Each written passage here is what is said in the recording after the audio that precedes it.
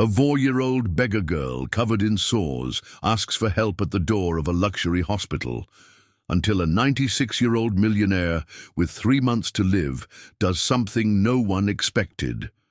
Comment what you think will happen. Your opinion is very important. And subscribe to my channel to support my work. Your help is very important.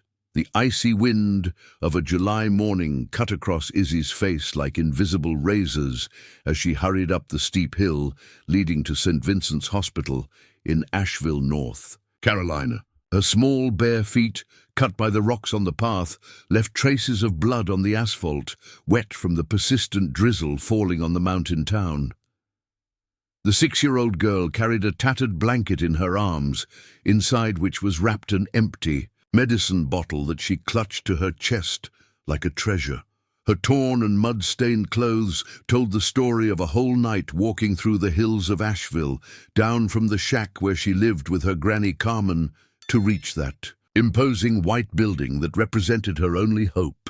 Izzy's brown eyes shone with a determination that did not match her age, but had been forged by the need to survive in a world that seemed to have forgotten her. When she finally reached the main entrance of the hospital, her legs trembled, as much from cold as from exhaustion. The receptionist, a middle-aged woman with her hair pulled back in a tight bun, looked suspiciously at the dirty child who had just burst through the glass door, dripping water on the polished floor. "My granny's really sick," Izzy said in a hoarse voice, extending the empty bottle toward the employee. "She needs this medicine, but we don't have any money. Please, can someone help us?" The receptionist sighed, recognizing yet another case of those who appeared daily at the hospital. Children from the hills, families without resources, stories that were repeated with discouraging frequency. She was about to give the standard answer about seeking out the local clinic when a deep, tired voice was heard behind the girl. "What's the name of the medicine, little one?" Izzy turned and met the blue eyes of a very old man, with completely white hair and deep wrinkles marking a face that had seen a lot in life. Sebastian Oliver, at 96 years old, leaned on a cane made of fine wood and wore a dark suit that, despite its simplicity, suggested quality and money. There was something in his gaze that mixed weariness and genuine curiosity. "Captain Prill," Izzy replied, reading with difficulty the name written on the bottle. "For Granny Carmen's heart. The doctor at the clinic said she might not make it without the medicine." Sebastian observed the child attentively. There was something about her that touched a part of his heart that he thought had hardened forever after decades of building his small textile empire in Asheville. Maybe it was the determination in her eyes, or the way she didn't beg, but simply presented the facts as if she trusted that someone somewhere would do the right thing. "Where do you live?" he asked, ignoring the receptionist's impatient look. "In the Blue Ridge Mountains, sir. In a shack near the creek. It's far, but I know the way." Izzy wiped her nose with the back of her hand, leaving a dirty mark on her face already bruised by the thorns on the path. Sebastian knew that area. It was one of the poorest areas of Asheville, where entire families lived in precarious structures without basic sanitation or safety. The fact that a 6-year-old child had traveled all that distance alone in the early morning spoke volumes about the desperation of the situation. "Dr. Oliver?" A nurse approached, carrying a folder. "Your chemotherapy session is scheduled for 8 o'clock. Would you like to go to the office?" For a moment, Sebastian hesitated. 3 months ago, he had received the diagnosis that had completely changed his perspective on life. Advanced cancer, with no possibility of cure. The doctors had been clear. He had, at best, 3 months to live. Each treatment session was just a way to make his last days less painful, not a hope of cure. Throughout his life, Sebastian had focused on building and maintaining his textile factory, accumulating a considerable fortune by Asheville standards, but always keeping his distance from people.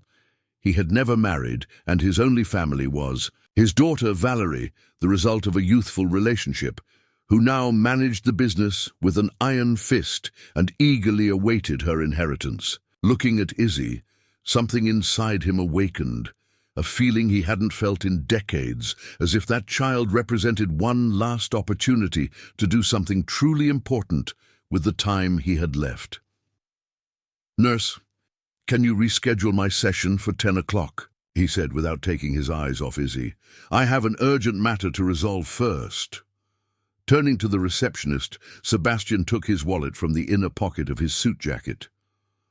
"I want to pay for the complete treatment for this girl's grandmother, consultation, exams, medication, everything that is necessary. And I want her to be treated as a private patient with the best this hospital can offer." The receptionist widened her eyes, finally recognizing who that man was. Sebastian Oliver was a well-known figure in Asheville, not only for the factory that employed hundreds of people, but also for the sporadic donations he made to institutions in the city. Izzy looked at Sebastian without fully understanding what was happening, but realizing that something important had changed. "Are you really going to help Granny Carmen?" "I'm going to do more than that, little one," Sebastian replied, kneeling with difficulty to get to her level. "I'm going to make sure you two never have to worry about doctors or medicine again. But first, I need to meet this courageous grandmother who raised such a determined granddaughter." While the receptionist organized all the necessary documentation, Sebastian couldn't stop thinking about the coincidence of that meeting.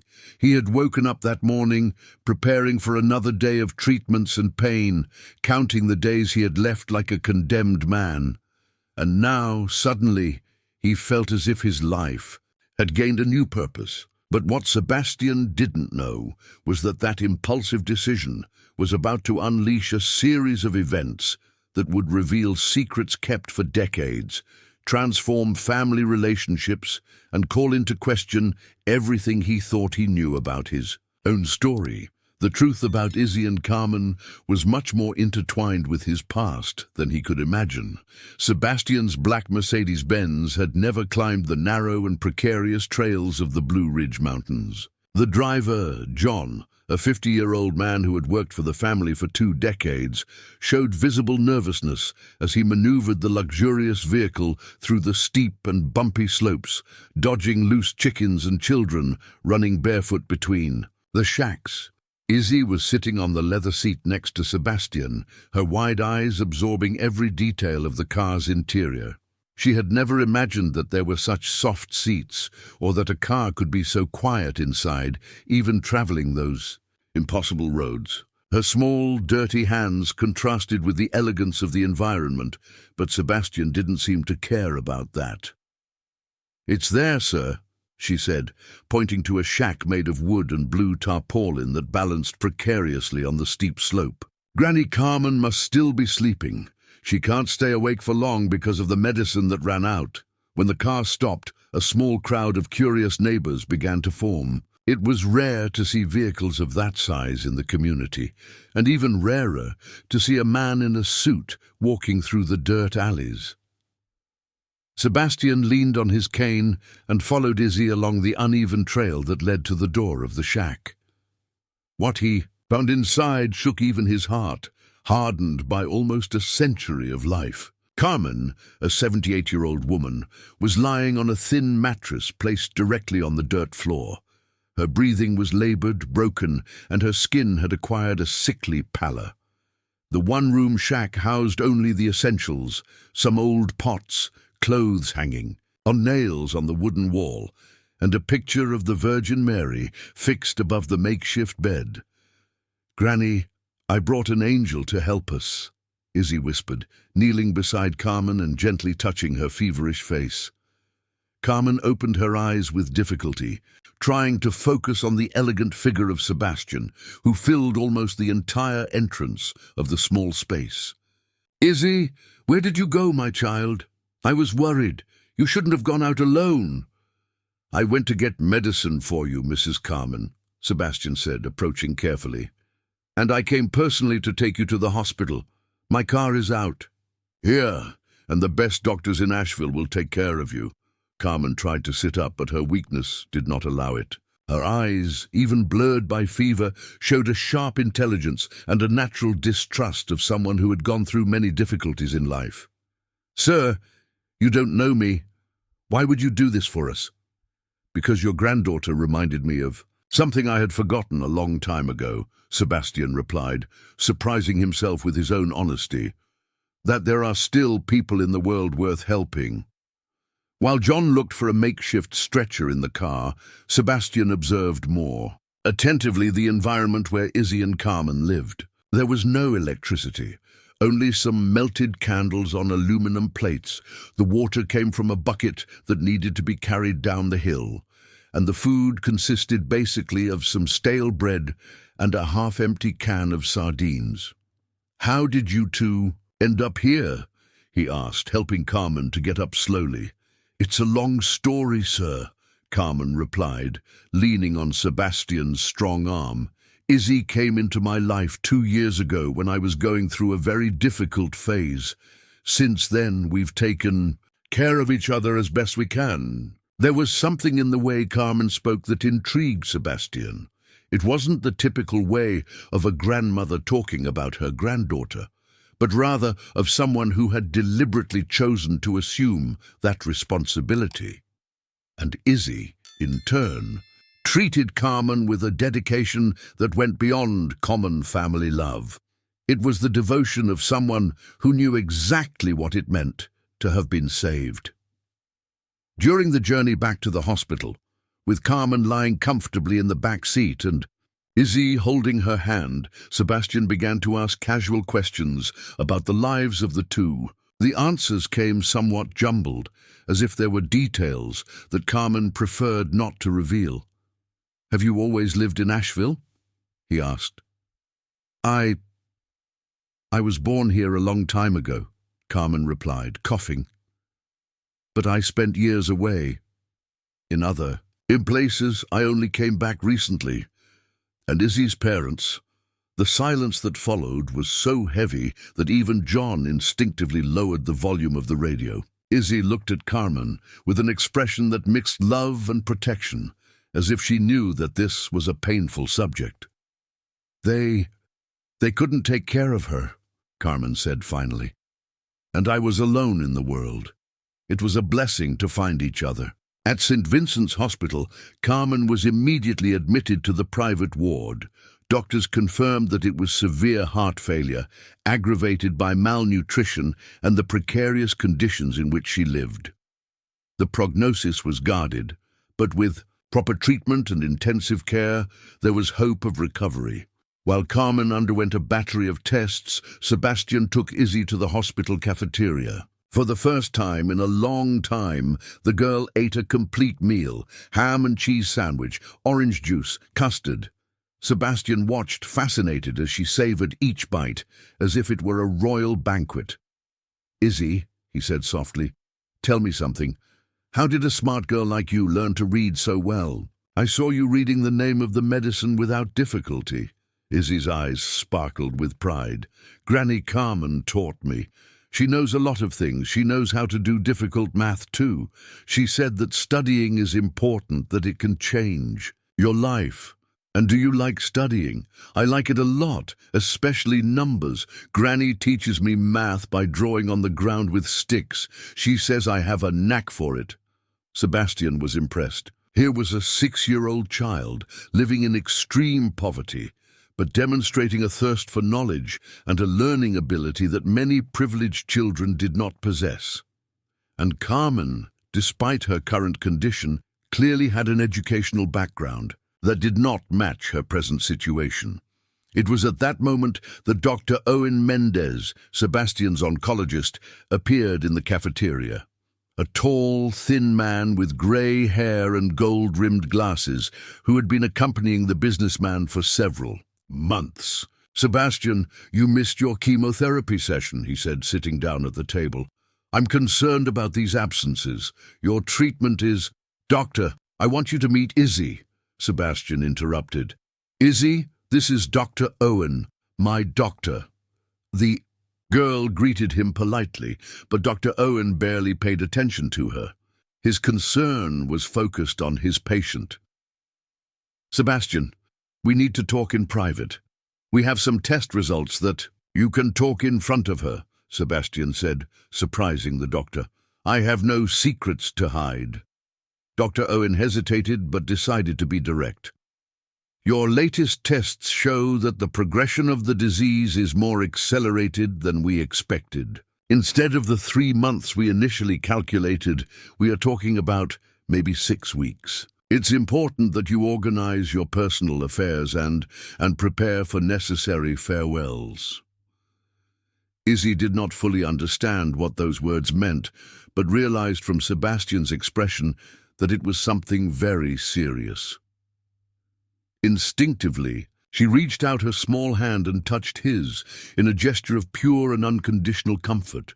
At that moment, Sebastian made a decision that would change everything. Looking at that child who had come into his life just a few hours before, he felt something he hadn't experienced in decades. The feeling that there was still time to leave a legacy that truly mattered. "Dr. Owen," he said firmly, "I want you to take care of Izzy's granny too, and I need to schedule an urgent meeting with my lawyer. I have some important changes to make in my affairs." When they left the hospital that afternoon, with Carmen stabilized and admitted for intensive treatment, Sebastian made a proposal that left Izzy speechless. "How about you come live with me while your granny recovers? I have a big house with empty rooms and you could continue studying. What do you think?" Izzy looked toward the room where Carmen was sleeping, then at Sebastian. "Are you sure, sir? I don't have pretty clothes or know how to eat at a fancy table." "That doesn't matter, little one.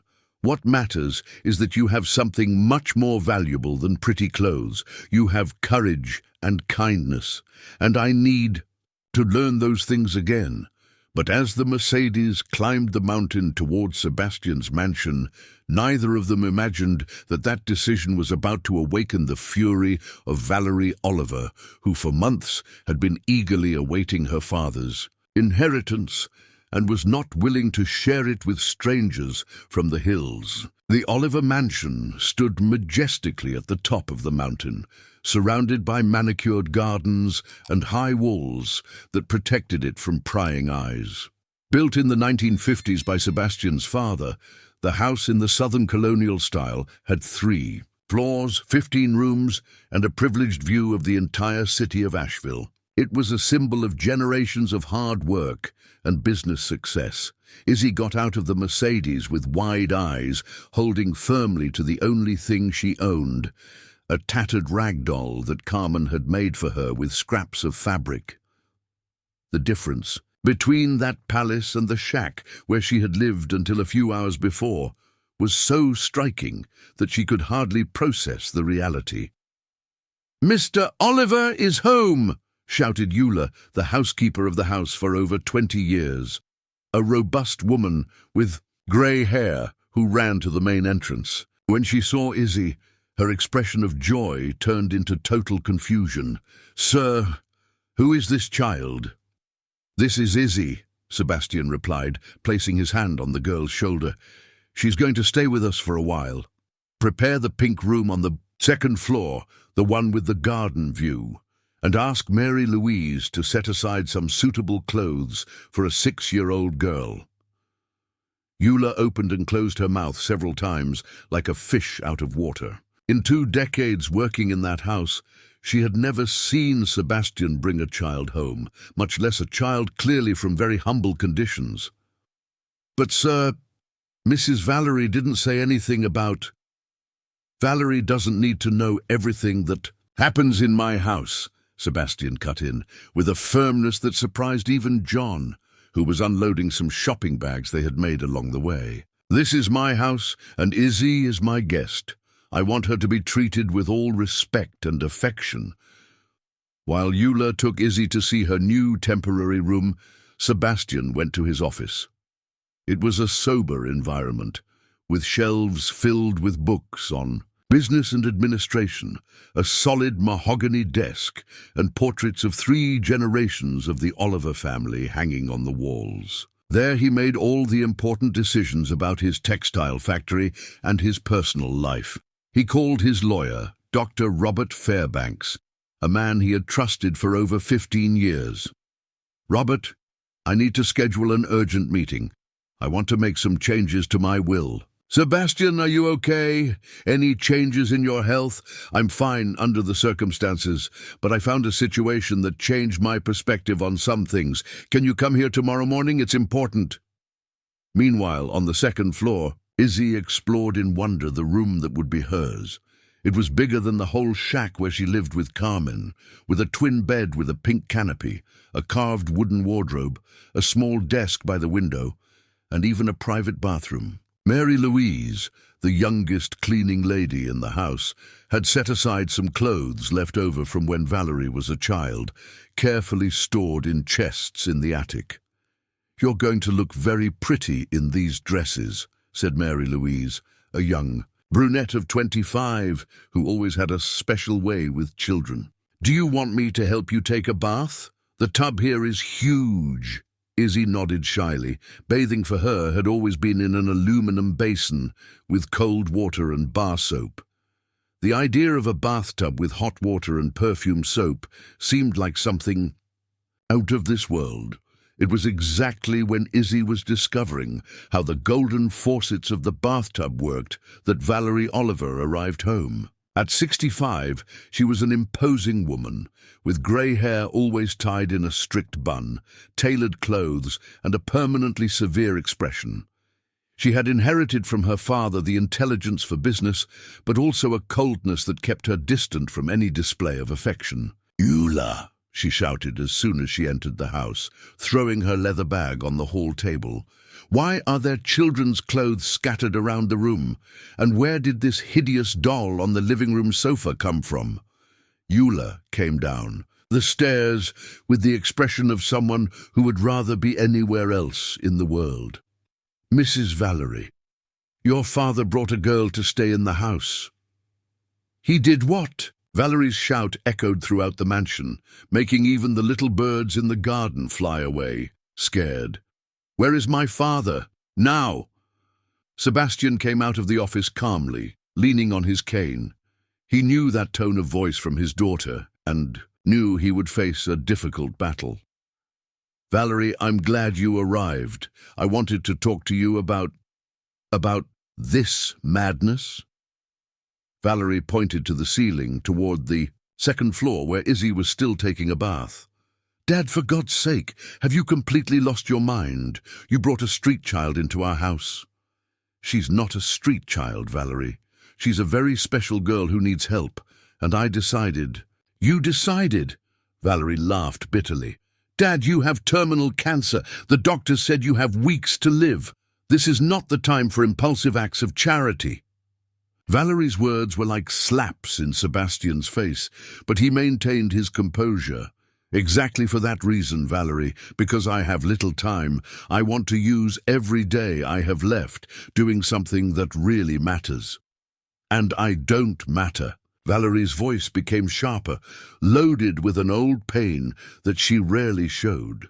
"I, who dedicated my entire life to taking care of the family business. I, who never married, never had children, because I was always working to maintain the legacy you built."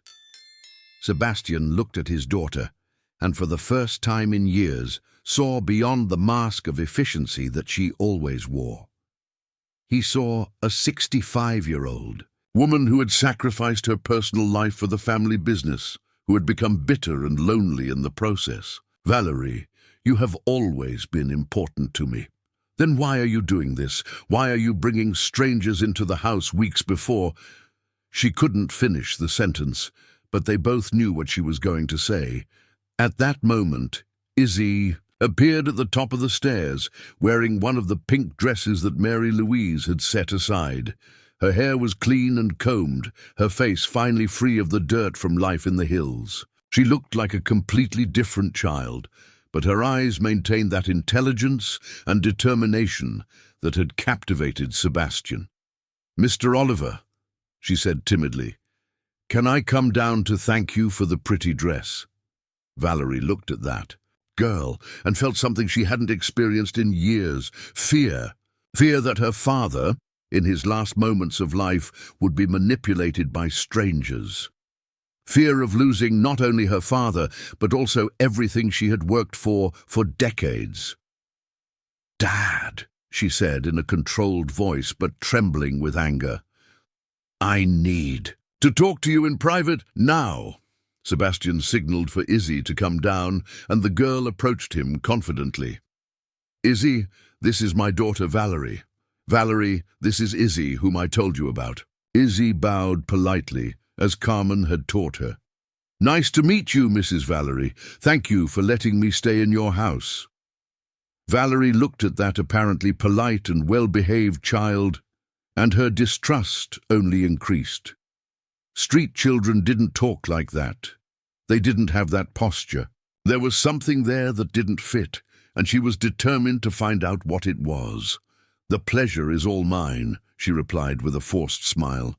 "I'm sure we'll get to know each other better in the coming days." But internally, Valerie was already making plans. The next morning, she would call Jimmy the Nose Nichols, the private investigator she occasionally used for company matters. She wanted to know everything about Izzy and this so-called Granny Carmen, their origins, their intentions, and especially if there was any previous connection with her father that he wasn't revealing.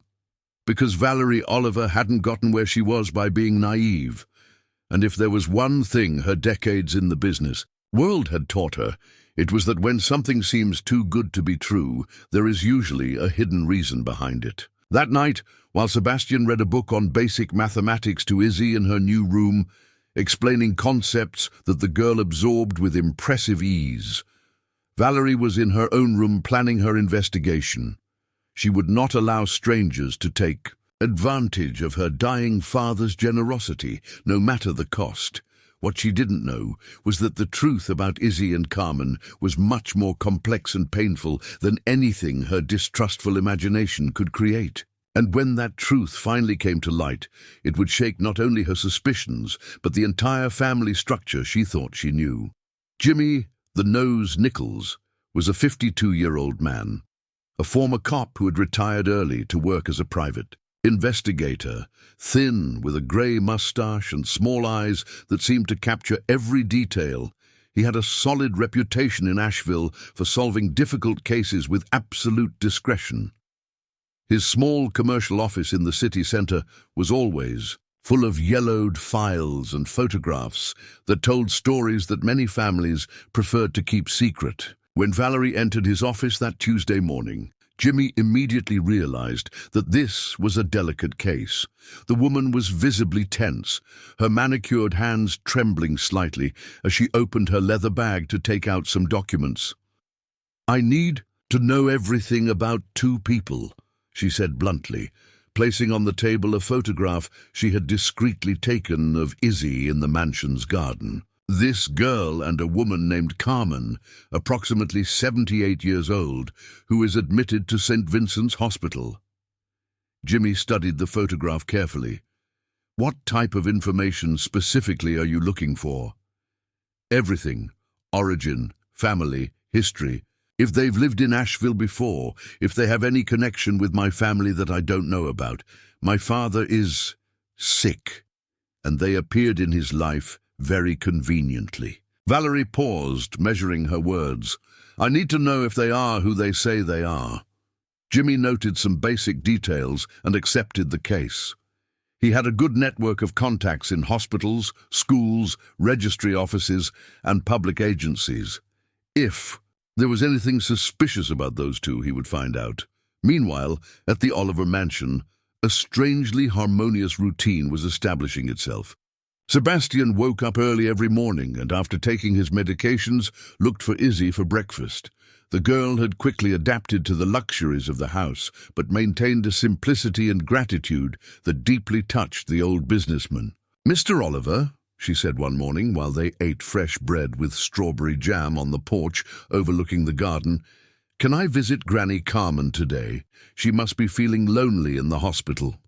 "Of course, little one. We'll visit her right After you do the math exercises I prepared, Sebastian had discovered that Izzy had an impressive knack for numbers. In just 1 week, she was already solving multiplication and division problems that were normally taught to children of 8 or 9 years old.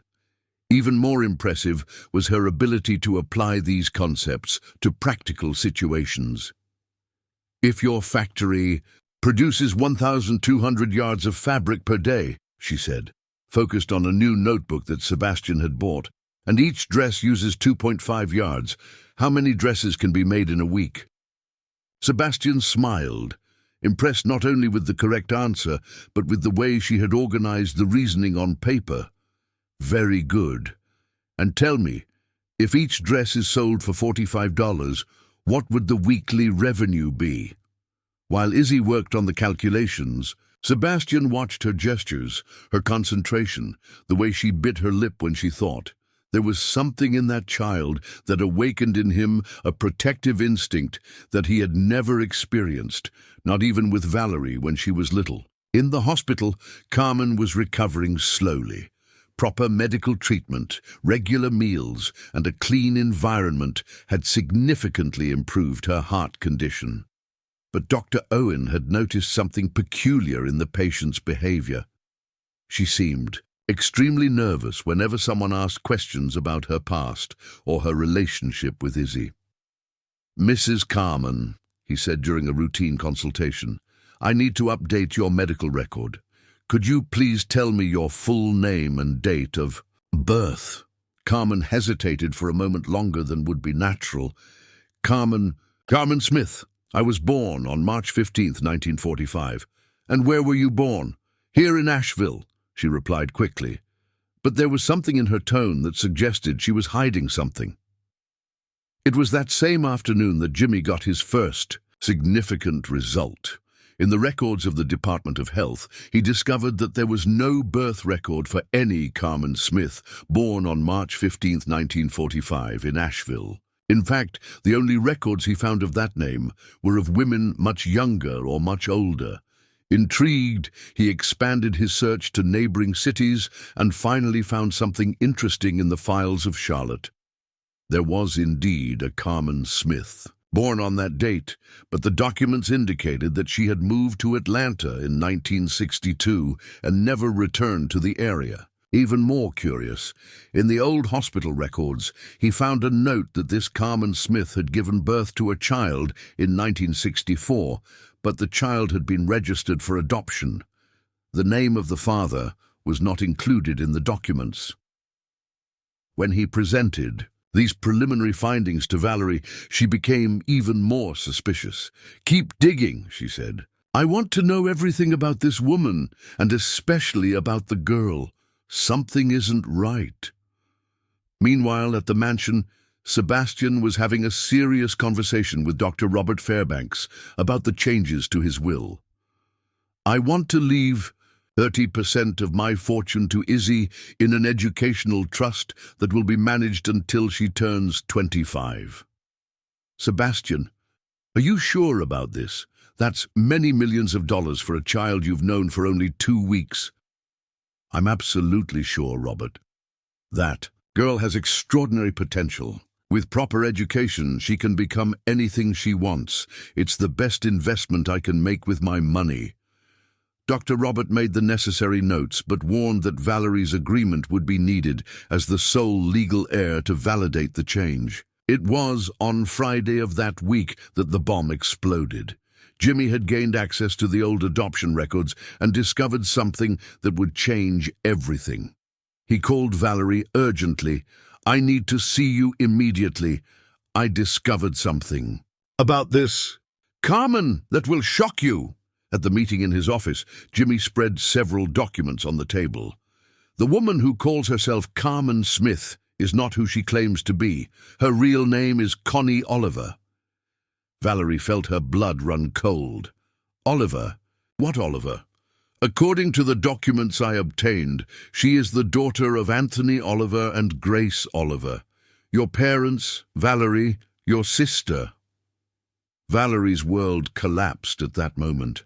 She knew of the existence of a younger sister who had been born in 1945 when the family was going through severe financial difficulties. Her parents, desperate, had given the baby up for adoption, promising to return to pick her up when the situation improved.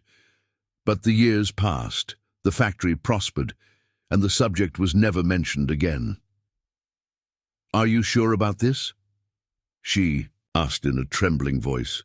"Absolutely. I even got a photo of her from the old files. Compare it with the woman who is in the hospital." Valerie looked at the black and white photograph of a 20-year-old woman who looked a lot like her mother.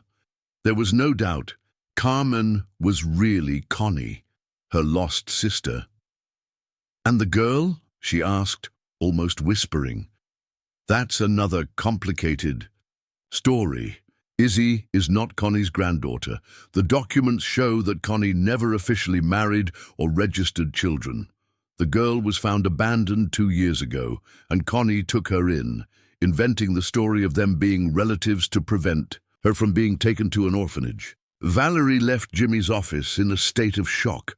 Her lost sister had returned, but pretending to be someone else. And she had brought with her a child who was also lying about her identity. But why all this staging? What did Connie really want? When she arrived at the mansion that night, she found Sebastian and Izzy playing checkers in the living room, laughing as if they were really grandfather and granddaughter. The scene, which had previously irritated her, now devastated her emotionally. Her own sister was there, pretending not to know her, allowing a strange child to take the place that should rightfully be hers. "Dad," she said in a controlled voice, "I need to talk to you. It's about Carmen, or rather about Connie." Sebastian looked at his daughter, noticing something different in her expression. "Connie? Who is Connie?" "Your lost sister, Dad. The woman who is in the hospital is called Connie Oliver. She's my aunt, your sister-in-law, and that girl," Valerie looked at Izzy, "is not her granddaughter. She's a stranger she picked up off the street." Valerie's words echoed through the room like gunshots. Izzy dropped the game pieces and looked from Sebastian to Valerie, trying to understand what was happening. Sebastian turned pale, leaning on the table to avoid falling. "What are you saying, Valerie?" "I'm saying we've all been deceived. And now I want to know what game these two are playing with us." The silence that followed Valerie's words was deafening. Izzy, at 6 years old, may not have fully understood the implications of what was being revealed, but she felt instinctively that her small island of security was about to collapse. Her small hands trembled as she held one of the checker pieces. Sebastian stood up slowly, leaning heavily on his cane. The impact of the revelation was visible in his pale face and in the eyes that seemed to have aged 10 years in a few seconds. "Valerie, are you sure of what you're saying?" "I have all the documents, Dad. Private investigation contracts, certificates, old photographs. The woman who is in the hospital is Connie Oliver, my younger sister who our parents gave up for adoption in 1945. And this girl," she pointed to Izzy with a gesture that mixed accusation and pain, "has no relationship with her." Izzy finally found her voice, small and scared. "Mr. Oliver, did Granny Carmen lie?" The way she asked the question, with that innocent trust, in Sebastian, even in the face of confusion, deeply touched the old businessman. He knelt with difficulty beside her, ignoring the pain in his knees. "Little one, I think your Granny Carmen had her reasons for not telling the whole truth, but that doesn't change anything I feel for you." "How doesn't it change?" Valerie exploded, her composure finally crumbling. "Dad, you're being manipulated by 2 strangers, a woman who abandoned our family almost 80 years ago and now comes back pretending to be someone else, bringing a child who isn't even hers." Valerie's words echoed through the mansion, making even Eula and Mary Louise appear discreetly in the doorways to observe the discussion. It was the first time in decades that shouts had been heard in that normally silent house. "Valerie, stop it," Sebastian said firmly, but his voice trembled. "Whatever the truth about their identities, Izzy is just a child. She's not to blame for anything. But she is. Valerie was out of control now, years of frustration and resentment pouring out. She's complicit in a farce. How many times have I heard her calling that woman Granny, knowing she was lying?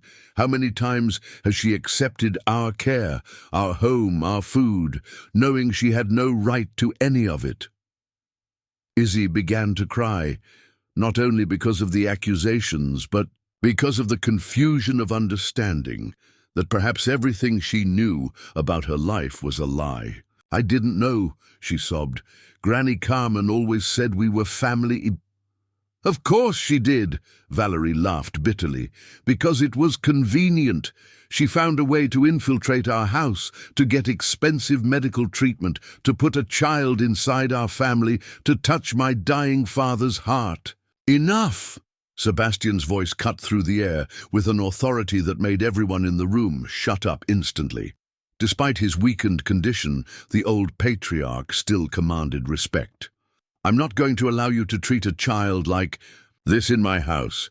Valerie looked at her father with a mixture of incredulity and deep hurt. Dad, can't you really see? This Connie found out you were sick, planned all this. She appeared in our life exactly when you were most vulnerable, brought a beautiful and intelligent child to win your sympathy. And what if that's exactly what happened? Sebastian surprised everyone with his response.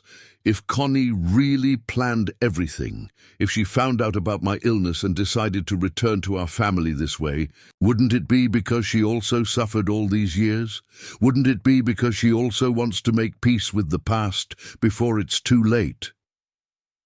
Valerie was silent, not expecting this reaction from her father.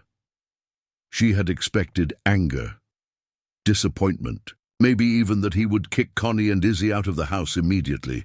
Dad, you're defending people who lied blatantly to us. And you've never lied, Valerie. Sebastian's question was like a slap in the face. Never hidden anything. From me, never omitted information about the company so as not to worry me. Valerie paled. There had indeed been several occasions when she had hidden financial problems of the factory, difficulties with suppliers, labor issues, always with the justification of protecting her father. But how did he know? It's different, Dad. Is it? Why is it different when you do it out of love and protection, but when Connie does it, it's manipulation? No, Sebastian sighed deeply. Valerie, maybe it's time for us to go to the hospital to talk to your aunt. All the cards on the table, no more lies, no more secrets. That night, the three drove to St. Vincent's Hospital in heavy silence. Izzy was in the back seat, still holding her rag doll, trying to process everything she had discovered. Could it really be true that Carmen wasn't her grandmother? And if she wasn't, who was she really? Where were her real parents? In the hospital, they found Connie Carmen sitting in bed, visibly better than when she had arrived. She was reading a book that one of the nurses had lent her, but when she saw the three enter the room, her face turned completely pale. Connie, Sebastian said softly, I think it's time we talked about the past.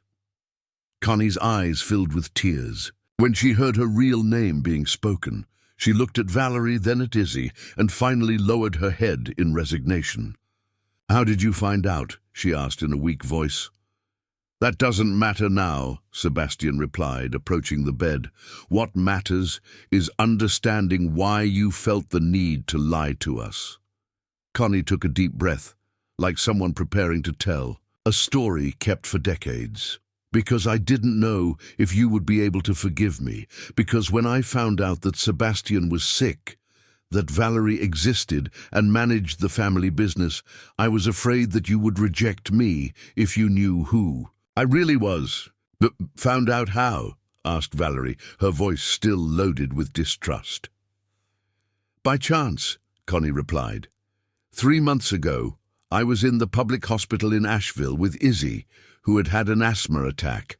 I heard 2 nurses commenting about a wealthy patient who was undergoing cancer treatment, Sebastian Oliver, owner of the textile factory. The name caught my attention, and when I managed to see a photo of him in the local newspaper.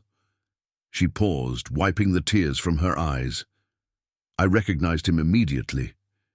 He looked just like my father when I was little. I knew I had finally found my family.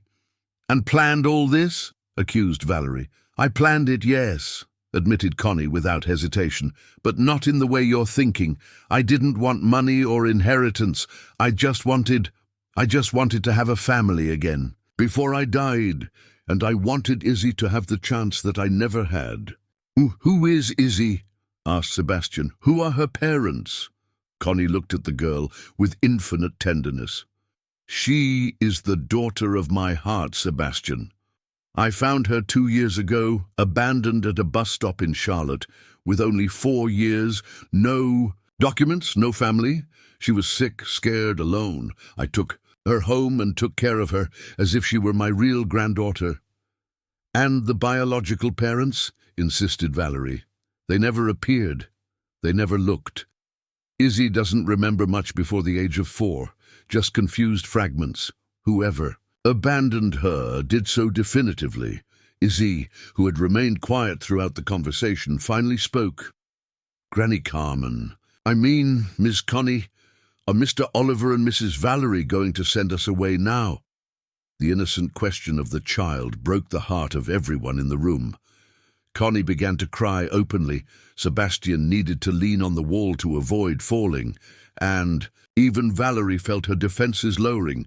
No one is going to send you away, Sebastian said firmly. You are family now, not by blood perhaps, but by what really matters. Valerie looked at her father in disbelief. Even after discovering the whole truth, even knowing that he had been deceived, he was still willing to welcome those two. Dad, are you sure about this? Sebastian looked at his daughter with an expression that mixed weariness and determination. Valerie, I'm 96 years old and have few weeks to live. I discovered that I have a sister-in-law who spent 78 years suffering, away from the family, and a 6-year-old child who has no one in the world besides us. If it's not now that I'm going to do the right thing, when will it be? But Valerie was not convinced. In fact, the revelation that her father was willing to include Connie and Izzy in the family, even knowing the truth, only intensified her fears about the inheritance and the future of the company. If Sebastian was willing to forgive such elaborate lies, what else would he be capable of doing in his last moments of life? Dad, she said carefully, perhaps we should discuss some practical issues. About the company, about your future plans. Sebastian immediately understood what his daughter was trying to say. She was worried about the will, about the possibility that he would alter her inheritance in favor of Connie and Izzy. Tomorrow, he said finally, we will all talk to my lawyer. It's time to put everything in the open, define the future of all of us. But when they left the hospital that night, none of them imagined that Dr. Owen had received the results of Sebastian's latest exams, and that the news was even worse than everyone expected. The old businessman didn't have weeks to live. He had days. Dr. Owen's call came at 6 in the morning, waking the entire Oliver mansion. Sebastian answered the phone in the office, where he had spent the entire night organizing documents and reviewing the plans he had made with his lawyer. Sebastian, I need to see you immediately at the hospital, the doctor said in a grave voice. The results of your latest tests have arrived, and we need to talk in person. When they arrived at the hospital an hour later, Dr. Owen couldn't hide the seriousness of the situation. Sebastian, your body is no longer responding to treatment. The progression of the disease has accelerated drastically in the last 2 weeks. We're talking about days, maybe a week at most. Bede, the silence in the office was broken only by the muffled sob of Izzy, who, even without fully understanding the medical vocabulary, understood that something terrible was happening to her protector. Sebastian received the news with a serenity that surprised everyone. Doctor, can I spend these last days at home with my family? Yes, of course. I'll organize home palliative care. You should be comfortable and surrounded by those you love. That afternoon, the mansion was transformed into a medical care environment. Nurses worked in shifts, equipment was installed in the master bedroom, and the whole family reorganized around Sebastian's needs.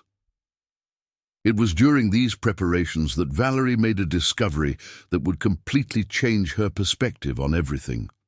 While helping to organize her father's medications, she found a folder marked "Confidential" on his nightstand. Inside the folder, she discovered documents that revealed the true financial situation of the textile factory.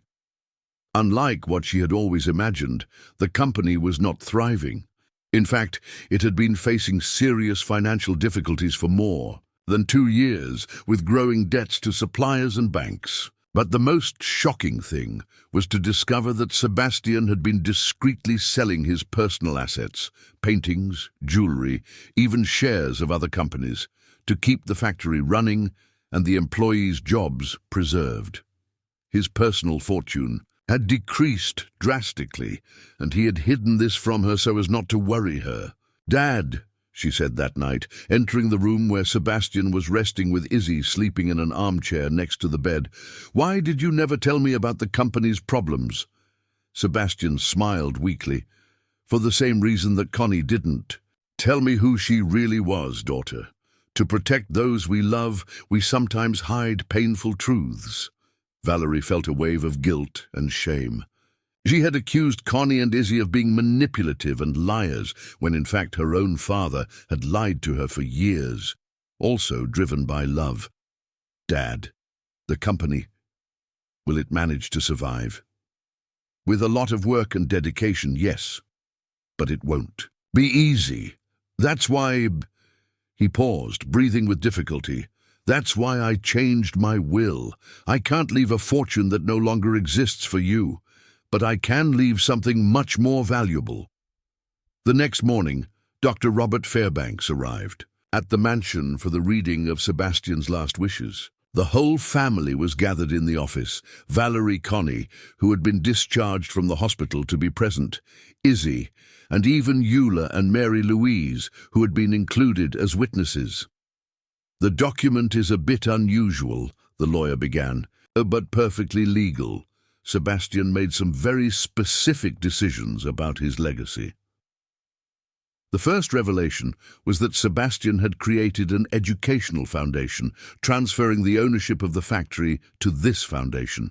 The company would continue to operate, but now with a social mission: to generate jobs for the community and finance the education of underprivileged children in Asheville.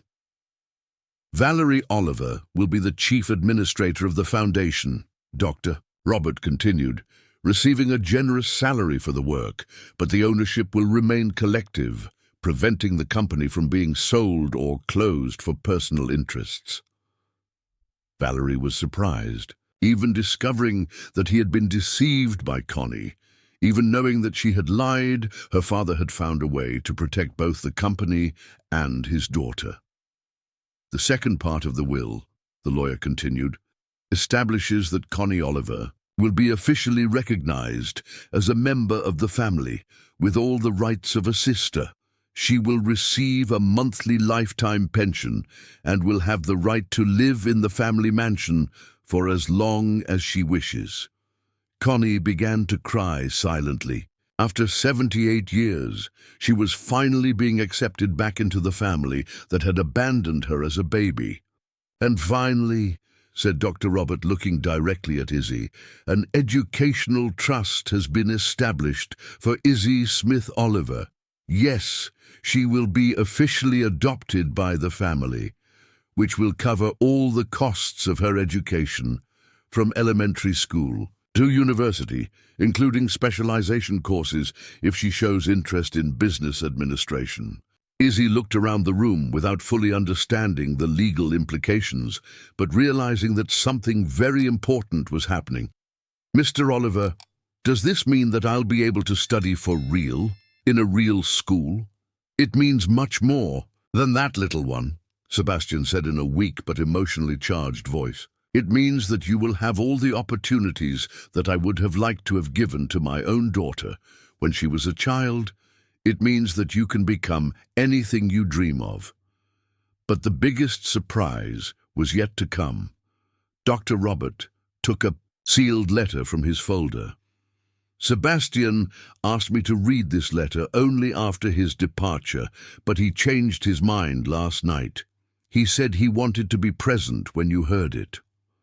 With trembling hands, the lawyer opened the letter and began to read, "My dear family, because that's how I see all of you now. Valerie, my dedicated daughter, who sacrificed her personal life for the family business, I ask for forgiveness for having hidden the financial problems from you. I did it out of love. But now I see that you had the right to know the truth. The company that you will manage will not be easy to maintain, but I am sure that your intelligence and dedication will transform it into something even greater than I achieved. Connie, my lost sister-in-law, who spent almost 80 years away from home, welcome back. I cannot undo the suffering you have faced, but I can guarantee that your last years will be lived surrounded by the love of the family that should never have lost you. And Izzy, my little teacher of courage and hope, you have taught me that family is not defined by blood, but by love.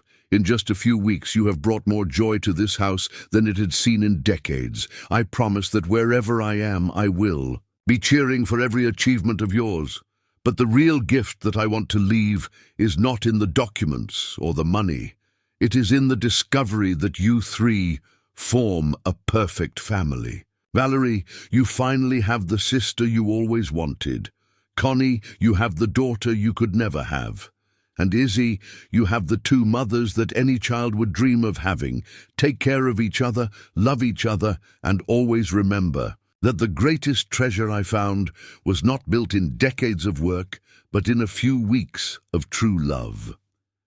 When Dr. Robert finished reading, there was not a dry eye in the room. Valerie finally understood that her father had not been manipulated or deceived. He had found exactly what he needed in his last moments, a chance to create a family based on unconditional love. Sebastian Oliver passed away 3 days later on a peaceful spring morning, surrounded by the 3 women who had transformed his last months into something extraordinary. His last words were addressed to Izzy. "Keep studying, little one. The world needs people like you." 6 months later, the Sebastian Oliver Foundation was fully functioning. The factory, under the competent administration of Valerie, had not only overcome its financial difficulties, but expanded its operations, creating new jobs for the community of Asheville. Connie, at 78 years old, had finally found the peace she had been seeking for decades. She lived in the mansion with Valerie and Izzy, sharing stories of the past and helping to take care of the house that was now truly a home. Izzy, now 7 years old, attended the best private school in Asheville. Her teachers constantly praised her exceptional intelligence for mathematics and her emotional maturity unusual for her age. At night, she did her homework at the desk in the office where Sebastian used to work, always with his smiling photo next to her notebooks. And Valerie, who had spent 65 years believing that she would never have a real family, now found herself surrounded by love every day. She had discovered that being a sister and adoptive mother was much more rewarding than being just a successful businesswoman. On a Sunday afternoon, while the 3 were in the garden, Connie telling old stories, Valerie helping Izzy with advanced math problems, and the girl absorbing every word as if it were a treasure, Izzy asked a question that perfectly summarized the miracle that had happened in their lives. "Aunt Valerie, do you think Mr. Oliver knew that we would be so happy together?" Valerie looked at the house where she had grown up alone, then at the sister she had found at 65, and finally at the girl who had arrived as a stranger and become the center of a new family. "I think so, little one," she replied, smiling. "I think he knew exactly what he was doing when he decided to give us to each other as a gift. And as the sun set over Asheville, illuminating the mansion where 3 generations of women had finally found their place in the world, it seemed that Sebastian Oliver had managed to accomplish his last and greatest deal, transforming loneliness into love, lies into truth, and strangers into family.